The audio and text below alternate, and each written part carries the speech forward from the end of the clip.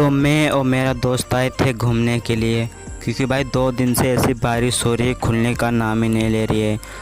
तो भाई आज पानी बंद हुआ तो मैंने सोचा मैं और दोस्त चलते हैं घूमने के लिए, क्योंकि भाई 2 दिन से घर से नहीं निकल पाए, ऐसी बारिश हो रही, सबके खेत ताल सब भर चुके हैं। भाई मेरा दोस्त बना रहा है वीडियो अपनी बाइक का। भाई बाइक का भी ज़रूरी होता है वीडियो बनाने के लिए, क्योंकि भाई वो जान होती है जो आप लोगों को सबको टाल लेता है ये भाई।